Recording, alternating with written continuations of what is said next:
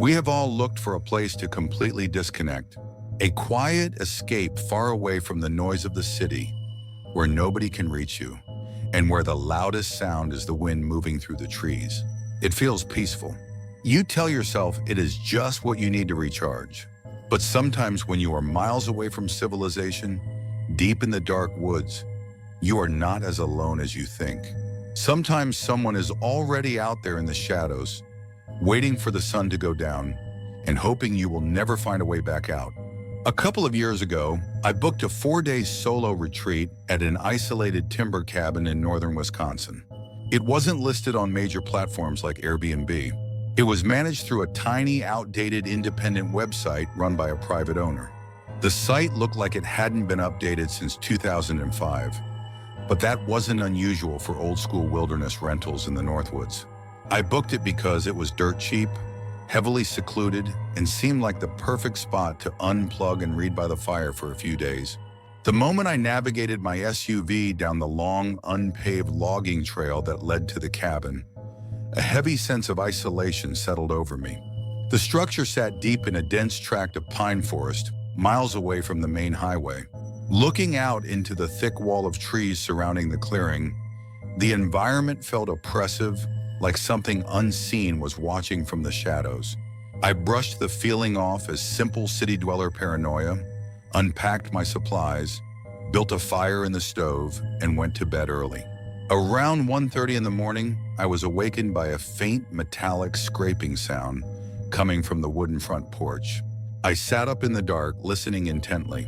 It sounded like heavy boots dragging slowly across the deck planks toward the front door. But by the time I swung my legs out of bed and grabbed a flashlight, the footfalls were already retreating down the wooden steps into the damp soil. I checked the front door. It was locked tight. I swept my flashlight beam across the dark tree line through the window, but saw nothing. The next morning was quiet. I made coffee, cooked breakfast, and tried to enjoy the peace. By noon, I wanted to stretch my legs, so I decided to go for a hike through the property. There were no cleared walking trails around the cabin, so I just picked a straight line heading north through the dense pine trees behind the structure.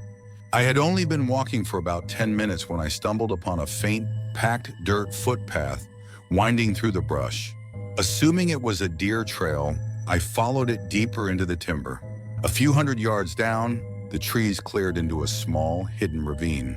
Set up in the center of the ravine was a massive, weathered canvas wall tent.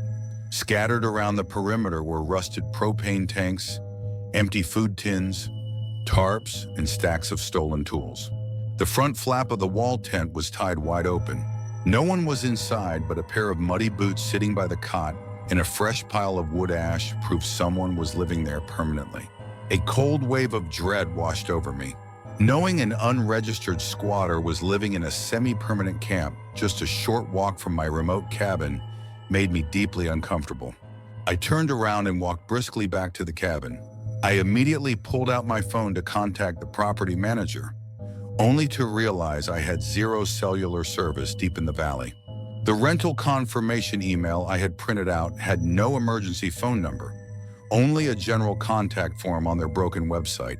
As the sun began to dip below the tree line, setting the forest in deep shadow, I tried to calm my nerves by pouring a glass of whiskey and sitting near the fireplace. 20 minutes after total darkness fell, a sharp, violent sound erupted right at the front door. Scratch, scratch, scratch. It was a harsh, rhythmic, metallic scraping sound against the thick oak paneling of the door. It continued relentlessly.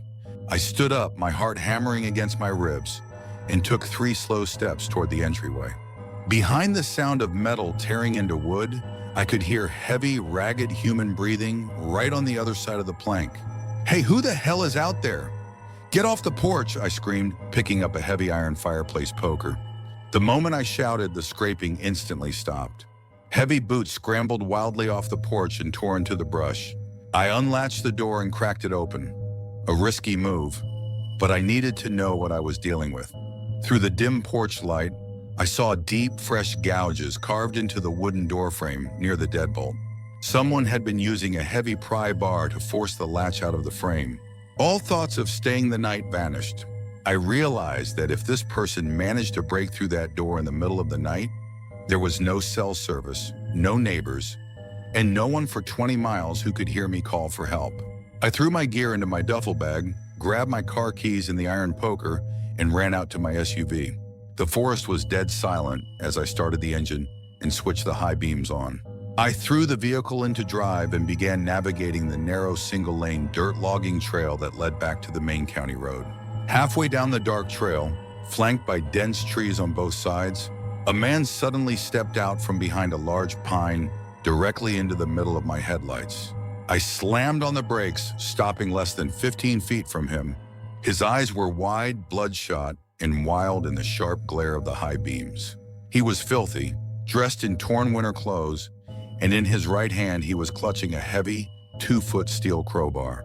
Without hesitation, he sprinted around the front bumper, heading straight for my driver's side door with the pry bar raised. The moment his body cleared the center of my hood, I floored the accelerator. A loud, heavy bang echoed against the driver's side door as I tore past him, his crowbar striking the metal quarter panel as I accelerated down the trail. I didn't look back in the rearview mirror. I sped all the way to the asphalt highway and drove 3 hours straight back to my apartment in the city. I tried for weeks to contact the owners of that cabin site to report the squatter and the attack, but the website eventually went offline completely and my emails bounced back as undeliverable. I have no doubt that if I hadn't woken up when he tried to pry that front door open, I would have been trapped in that cabin with nowhere to run.